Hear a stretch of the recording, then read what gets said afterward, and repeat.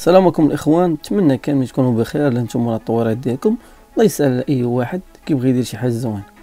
دونك الاخوان، بزاف ديال الدراري كيقول لي بغينا برنامج تجهيز. انا ما بغيتش نحطو قبل، بغيت نحطو في الوقيته قد باش اي واحد يقدر يخدم فيه في هذه الوقيته ديالو اللي هي بدايه ديال شهر واحد. كما قلنا اننا غنساليو بلونشيمون شهر واحد، دونك ملي غتسالي بلونشيمون غتبدا التجهيز ان شاء الله. اما خوت بالنسبه للطرق ديال التجهيز فراه كاينين العديد من الطرق، وكل واحد عنده طريقه ديالو في التجهيز والانتاج. دونك الطريقه الاولى اللي هي بالطبيعي اللي الصراحه عمري خدمت بها، كنعاون بالطبيعي مي ما كنخدمش به. والمواد اللي كيحتاجوا في الطبيعي الخوت كيحتاجوا بحال الحلبه، كاين الزنجبيل، كاين الخروب، كاين اللوز، كاين الكركاع، كاين التفاف، كاين الحريقه. المهم هادو هو المواد اللي كيخدموا بهم، زائد التمر الخوت راه نسيتو، المواد اللي كيخدموا بها الناس ديال الطبيعي. وتقدر تكون شي حاجه اخرى انا ما عارفاش. دونك هادو بعض المواد. اما البروغرام ديال الطبيعي الاخوان، باش ما نكذبش عليكم ما نافقكمش، عمري صيبتو ولا عمري سولت عليه ولا حتى شي حاجه. واحتراماتنا للناس ديال الطبيعي، كل واحد عنده لا ميثود ديالو باش كيخدم، والله يسهل الامور الجميع. والخوت الهدف واحد اللي هو الانتاج. ملي كتوصل للنتيجه ما كيبقاش يهمك باش خدمتي، كيبقى تهم النتيجه وحصلتي على واحد الجيل الاول، كيتسمى الجيل الاول اللي جاي من طيور عمرك ديجا خدمتي بهم. دونك هذه هي القضيه اللي غنركزوا عليها ان شاء الله. دونك الاخوان كما قلنا انه العناصر اللي يخصوكم في الطبيعي: الحلبه، الزنجبيل، قلنا الخروب، سميتو اللوز، الكركاع، التفاف والحريقه. او التفاف الحريقه هادشي كامل كتبتو، قيدوا شي ورقه وبداو تعطيو الطويرات ديالكم، ولا تواصلوا مع شي واحد كيخدم بالطبيعي. غير يا الخوت في الطبيعي راه ما نقدرش نضمن لك النتيجه في العام الاول، تقدر العام الاول ما دير والو. هادشي علاش انا اتجهت للكيميائي، والحمد لله راه كما شفتوا كلشي موثق. في الشهر الاول راه الحمد لله 6 ديال الاعشاش، موراها كانوا واحد ل5، موراها 7، موراها كانوا 4. المهم داكشي كان تذبذبات واللعيبات. المهم الحمد لله كانوا بزاف ديال اللعيبات. اما بالنسبه لخوت الكالسيوم راه اكثريه الدراري ديال الطبيعي كيركزوا على السي بي، والسي بي راه ما دايره والو بالنسبه للكالسيوم. الكالسيوم خاصو يكون كيتعطى في الماء، وعلى الاقل 2 ولا 3 المرات في الاسبوع الاخوان. دونك هذه هي الورقه ديال الطبيعي ديالنا. الله يسخر الامور للدراري ديال الطبيعي والله يسهل عليهم. دابا ننتقلوا للكيميائي اللي فيه 2 ديال المراحل.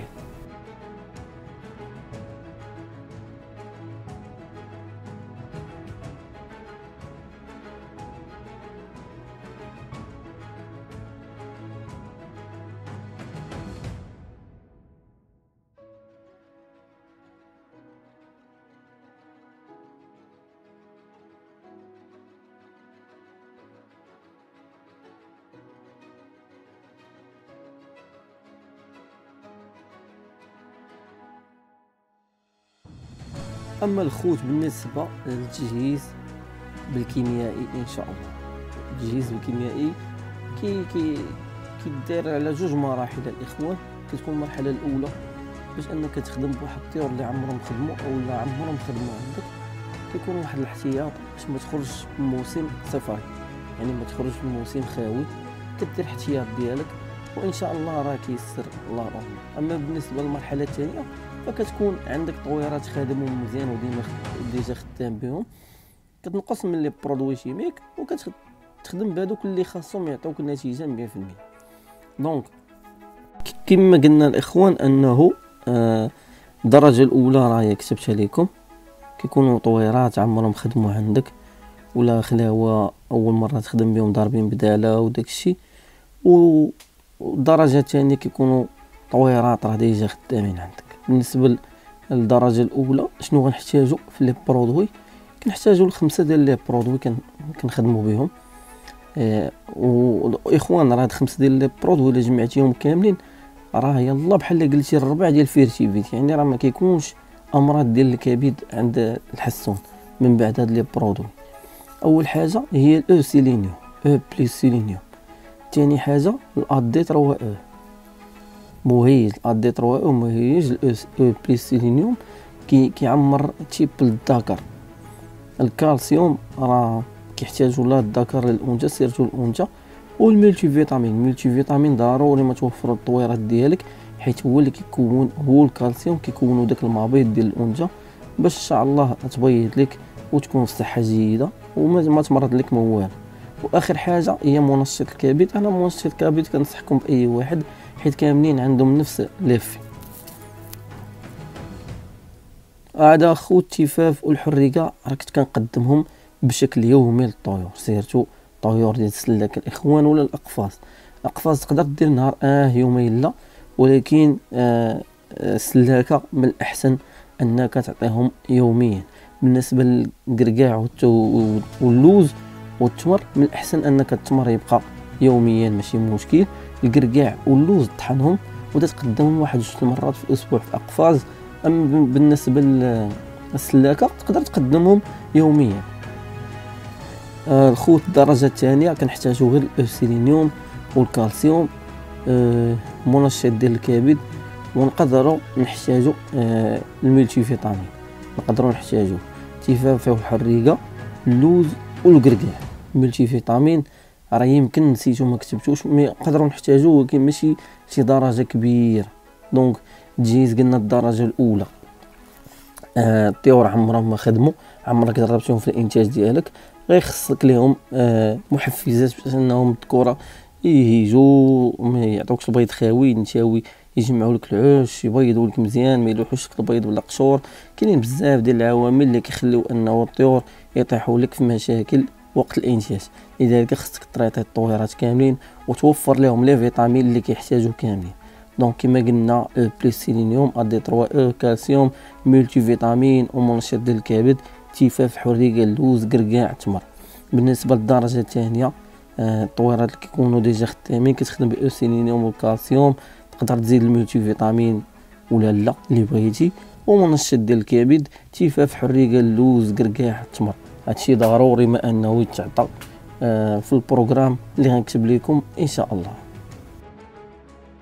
دونك الاخوان نبداو ان شاء الله بالدرجه الاولى. الاسبوع الاول كنبداو نذوقوا الفريخات. نهار الاثنين غنعطيو بلس سيلينيوم، غنعطيو غير مره في الاسبوع باش الفريخات ديالنا ما يجيهمش الماده غريبه ويدخلوا لنا البداله. الكالسيوم غنعطيو 2 مرات في الاسبوع، غنعطيو نهار الخميس، نهار الجمعه راحه، ونعاودوا لهم ان شاء الله نهار السبت ونهار الحد. كما كتعرفوا الحد ديما ندخلوا منشط ديال الكبد، واخا ما تعطيش لي برودوي ضروري ما انك تعطي منشط ديال الكبد اللي هو الكولين. الكولين مزيان لطائر الحسون. الاسبوع الثاني ان شاء الله. دونك الاخوان كيف ما قلنا الاسبوع الثاني غنعطيو الملتي فيتامين يوم الاثنين ان شاء الله. يوم الثلاثاء غنعطيو فيه الكالسيوم باذن الله. يوم الاربعاء ان شاء الله غنخليوه الراحه. يوم الخميس غنعطيو الكالسيوم. يوم الجمعه غنعطيو الادي 3 او. يوم السبت ان شاء الله غنخليوه الراحه. ويوم الاحد ان شاء الله غنخليوه المنشط ديال الكبد. يعني كل حد كنعطيو منشط الكبد ضروري الاخوان، حيت عنده فوائد كبيره في ماده الكولين وهي اللي كتداوي لنا الكبده. دونك كما قلنا الاسبوع الاول غنعطيو الاو بلس سيلينيوم وغنعطيو الكالسيوم 2 ديال المرات ومنشط ديال الكبد باذن الله. الاسبوع الثاني غنعطيو الملتي فيتامين والكالسيوم والادي 3 او. الكالسيوم علاش كندخلو؟ حيت خاصو يتعطى كل اسبوع 2 ل 3 المرات في الاسبوع. دونك الاخوان هما 2 اسابيع حيدناهم علينا. كتبوا هادشي باش ما تلفوش وما تزربوش وسيروا بشويه بشويه وربي غيفرج لكم ان شاء الله. وان شاء الله توصلوا الانتاج ديال الطائر الحسون باذن الله. دونك الاخوان نبداو الاسبوع الثالث ان شاء الله نقصوا ليه. بالنسبه للاسبوع الثالث نهار اثنين كنعطيو الاو سيلينيوم بلس الكالسيوم والخوت. كنخليو يومين ديال الراحه اللي هما نهار الثلاث ان شاء الله، ويوم الاربعاء يومين ديال الراحه الخوت. الخميس كنعطيو الادي 3 او ملتي فيتامين بجوج كنخلطوهم. بالنسبه للعبار الخوت كنديرو ميلين في اطره الماء ديال كل برودوي. وملي كنجمعوا لي برودوي بربعه فكنديروا ايطرو ونص. الا كنا غنديروا جوج ديال لي برودوي كنديروا غير ميليم في ايطرو الماء، كل برودوي ميليم في ميليم. كانوا 4 ديال لي برودوي كنديروا ايطرو ونص ديال الماء. عقلوا على هاد العباره مزيان، راه مهم باش الطويرات ما يضربوش بالكبد. دونك هنا عطينا الادي 3 او، خلينا يومين راحه. غنعطيو الكالسيوم ومنشط الكبد كيف ما العاده الاخوان. اما خوت بخصوص الاسبوع الرابع فراه كنعطيو الاو بلس سيلينيوم مع الكالسيوم. كنخليو نهار واحد راحه، ضروري ما تخلي نهار راحه. كنعطيو الادي 3 او الملتي فيتامين من موراه، كنخليو نهار راحه من مورا الملتي فيتامين والادي 3 او، وكنعطيو الكالسيوم وكنعطيو منشط ديال الكبد. دونك هنا الاخوان دابا غندخلوا للمعقول، يعني غندخلوا نطلعوا لا دوز للطويرات ديالنا ان شاء الله. منين بعد الاخوان الاخوت اللي غيجيهم البروغرام عامر، ولكن نهار تبحث على هادشي غتلقى انه بروغرام خاوي ديال بصح. وان شاء الله غتلقى النتيجه في هادشي اللي كنعطيك باذن الله. حنا راه ما كنبارطاجيو شي حاجه كاع ما جربناها، غير سامعينا. هادشي اللي خدمت به داك العام والحمد لله راه النتيجه شفتوها ديال كلشي، من التجهيز حتى الانتاج حتى الحفاظه. الحمد لله امور كانت على خير. والله يوفقكم والله يواتيكم الخير الخوت. بالنسبه للخوت الاسبوع الخامس ان شاء الله غنديروا 4 ديال البرودوي غنخلطوهم مع بعضياتهم ان شاء الله. غنديروا الادي 3 او بلس سيلينيوم كالسيوم وملتي فيتامين كاملين غيتخلطوا ايطرو ونص ديال الماء. غديروا ميليم ميليم ميليم ميليم، غديرهم في ايطرو ديال الماء، غتخلطوا مزيان وتعطيو الطويرات. وكل 24 ساعه خصو يتبدل الماء الاخوان. ما كرهت انكم تبداو تبدلوا الماء مع المغرب. دونك هنا قلنا العبار انه ميليم من كل برودوي كديرهم في ايطرو ونص ديال الماء. عطيناهم اليوم اثنين، غنديروا يومين ديال الراحه ان شاء الله، وغنعطيو الكالسيوم من موراها. هنا غنعطيو كالسيوم من موراها ان شاء الله. غنعاودوا ليهم نفس البلان منشط ديال الكبد، وغنعطيوه عاوتاني نهار السبت الادي 3 او بلس سيلينيوم ملتي فيتامين والكالسيوم يتخلطوا في ايطرو ونص ديال الماء. ميليم ميليم ميليم ميليم، من الاحسن الكالسيوم تاخذوهما وتخلطوهم خوت، وان شاء الله ربي يجيب التيسير. هاد السيمانه راه درنا دو ديال الكبده 2 ديال المرات حيت بدينا كنعمرو في البروغرام. الاسبوع السادس الاخوت راه غيكون بحالو باذن الله، راه كما كتشوفوا غيكون نفسه هو، يعني الاسبوع الخامس والاسبوع السادس غيكونوا بحال الاخوان. سمحوا لي راه تقدر تعرض لي الهضره ولا شي حاجه حيت انا داكشي سجلته ودابا كنرياكت عليه، يعني كنقول داك الصوت كنشوف في الفيديو وكنحاول نرياكت.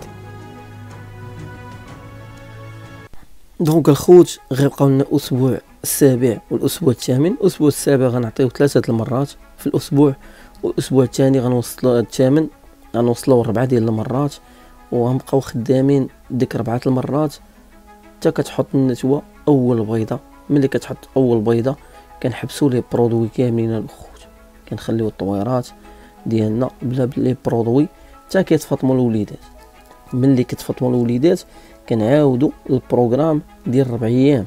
تقدر تبدا ب3 ايام ماشي تعاود من الاول، تبدا بروغرام ديال 4 ايام ولا 3 ايام، تبدا وتطلع عاوتاني حتى كتحط البيضه وكتحبس. كنبقاو خدامين هكا اون فوا كيسالي الانتاج الاخوان فراه كنقطع لي برودوي كاملين. دونك قلنا الاسبوع السابع راه شفتو عطيتو 3 المرات، عطيتو 2 الاربع وعطيتو الجمعه، وخليت اليومين الاخرى ديال منشط الكبد السبت والاحد.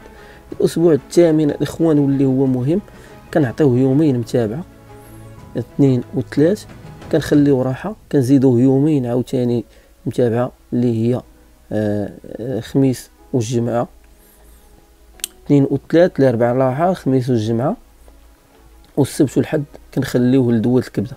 يعني كنوليو نعطيو منشط ديال الكبد، عذرا منشط ديال الكبد كنبقاو نعطيوه يومين متابعه في الاسبوع. كما شفتوا الاربع راحه، الجمعه خميس والجمعه غنعاودو نعطيو ليهم، يعني غنوصلوا 4 المرات في الاسبوع، مليم في اطار ونص ديال الماء. دونك كما قلنا هادشي كامل الخوت راه يقدر يبان لكم صعيب، كاين اللي يعجز، كاين اللي يشحن حاجه، مي الا كنتي انت باغي تنتج فراه غتوصل للانتاج وحتى شي حاجه ما غتحبسك الخوت. دونك هذا هو البروغرام اللي خدمت به العام اللي فات، الحمد لله عطاني نتائج، ولكن هذا العام ما خدمتش به حيت عندي التطويرات ديجا خدامين. غنخدم بالمرحله الثانيه. المرحله الثانيه هي اللي غنديرو دابا ان شاء الله. دونك هنا راه عاودت لكم البروغرام. ما تنساش انك فاش تكتب الخوت البروغرام سير عاود قراه وراجع، وماشي اي حاجه كتبتها لك الخوت تخدم بها. شوف حتى خاصها تكون عندك اللمسه ديالك، قدرتي تزيد عليه شي حاجه، قدرتي تنقص، المهم تاخذ معلومه من عندي وخذ معلومه من عند هذا وخذ معلومه من عند هذا وسير صوب خوت بروغرام ديالك، والله يسر الامور للجميع. حنا الهدف ديالنا انه كلشي ينتج وتولي عندنا الحسون، يولي عندنا في اي دار وكلشي ناتج ولله الحمد. دونك دابا ندوزو ان شاء الله المرحله الثانيه الخوت اللي كيكونوا ديجا عندك الفريخات مفرخين عندك وعارفهم مفرخين، عارفهم كيصلحوا، عارفهم بزاف ديال الحوايج.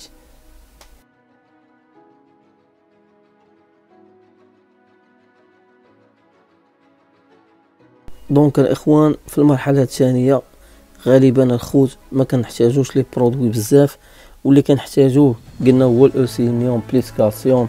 بغيتي تزيد ملتي فيتامين مزيان، ما بغيتيش تزيدو فراه الا كنتي كتقدم الميلونج وداكشي فراه الميلونج وداكشي راه كافي ان شاء الله.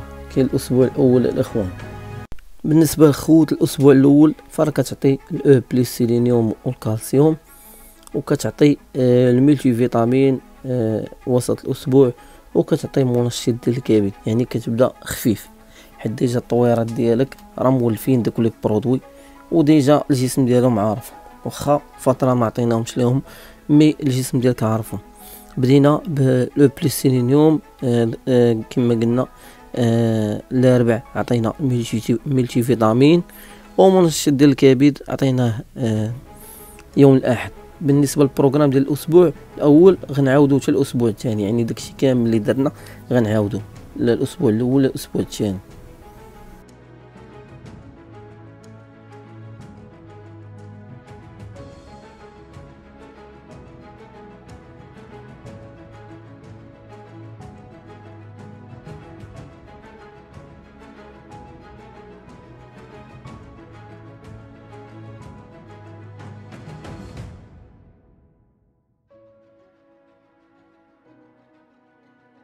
الاسبوع الثالث الخوت غنعطيو فيه لي برودوي بثلاثه، يعني غنعطيو الملتي فيتامين او بليس سيلينيوم والكالسيوم، غنعطيوهم جوج المرات ديال الاسبوع، وغنعطيو معاهم جوج المرات ديال منشط ديال الكبد اللي هما السبت والاحد ان شاء الله.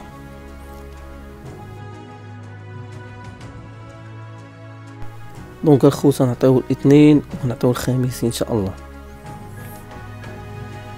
بليس سيلينيوم والكالسيوم والفيتامين، عطيناهم جوج المرات ديال الاسبوع، ونخليو السبت والاحد منشط ديال الكبد. نعاونوا الكبده باش تحرق دوك السموم اللي غيكونوا فيها ان شاء الله. الاسبوع الرابع الخوت غنطلعوه 3 ديال المرات، وهي اللي غنبقاو خدامين عليها ان شاء الله تنبداو نشوفوا الوليدات ديالنا ان شاء الله. غنعطيو 2، غنعطيو الاربع، وغنعطيو الجمعه، ونعطيو معاها يومين ديال منشط الكبد. الاخوان ركزوا لي على منشط الكبد حيت هو اللي غيعاوننا باش الطويرات عمرهم ما يمرضونا لا بالكبد لا بحتى شي لعيب. واصلا هاد لي برودوي اللي عطيتكم الاخوان راه واخا تجمعهم بربعه باقي ما يسواوش حتى الربع في الفيرتيفيت. الفيرتيفيت راه كيقتل الصراحه الطويرات ديال الحسون، كيقتلهم ديال بصح، وكيخليهم انهم العام الجاي تقدر ما خدمتيش الفيرتيفيت ما يلقحوش لك البيض، ما يهيجوا ما والو. عكس هادو العام اللي موراه يقدروا يهيجوا، يقدروا يلقحوا البيض حيت ما كتعطيهمش لي برودوي اللي قاصحين، حيت واحد التركيبه اللي خفيفه. وصافي الخوت ملي كنوصلوا البروغرام ديال الاسبوع الرابع كنبقاو خدامين عليه حتى كتوصل الانثى لاخر بيضه، الاول بيضه عفوا، وصافي وكنقطعوا عاوتاني حتى كيتفطموا الوليدات، وكنعاودوا نبدا نقدموا ليه 3 المرات في الاسبوع.